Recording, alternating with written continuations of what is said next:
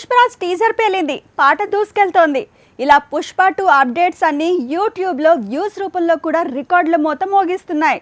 విచిత్రం ఏంటంటే ఈ సినిమా నైజాం రైట్స్ మొన్న షాక్ ఇస్తే ఇప్పుడు ఆడియో రైట్స్ ఇండస్ట్రీని షేక్ చేస్తున్నాయి.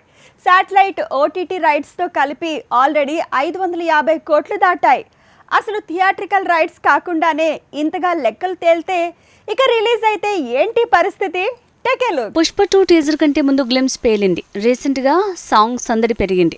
ఇలా నిదానంగా పుష్ప 2 ప్రమోషన్ లో ఎమోషన్ పెంచేస్తోంది సినిమా టీం. అంతేకాదు ఈ మూవీ ప్రీ రిలీజ్ బిజినెస్ ఒక్కో వారం ఒక్కోలా అప్డేట్స్ తో షాక్ ఇచ్చేస్తోంది. పుష్ప 2 నిజాం రైట్స్ 100 కోట్లన్నారు. సీడెడ్ ఆంధ్ర రైట్స్ 100 కోట్లంటున్నారు. అన్ని భాషల ఆడియో రైట్స్ 60 కోట్లని ఆ మధ్య అన్నారు. ఇప్పుడు ఆ లెక్క 80 కోట్లని ప్రచారం మొదలుపెట్టారు. పుష్ప మూవీ శాటిలైట్ రైట్స్ 120 కోట్లయితే ఓటీటీ రైట్స్ 220 కోట్లంటున్నారు. ఇలా ఇవే లెక్కేస్తే 550 కోట్ల వరకు లెక్క తేలుతోంది. నార్త్ ఇండియా థియేట్రికల్ రైట్స్తో కలిపితే 900 కోట్లు దాటేస్తోంది. కాకపోతే ఇందులో 90% నిజమని, నార్త్ ఇండియా రైట్స్ ఇంకా కన్ఫర్మ్ కాలేదని తెలుస్తోంది.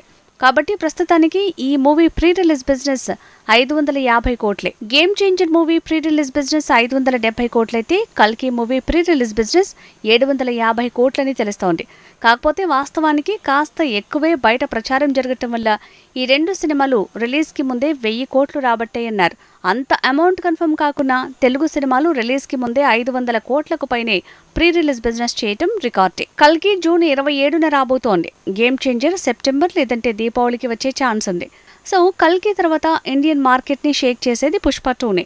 సో కల్కి హిట్ అయినా దాని ఎఫెక్ట్ వల్ల పుష్ప 2కి కాలం కలిసొచ్చే ఛాన్స్ ఉంది. తెలుగు సినిమా స్టామినా పెరిగింది.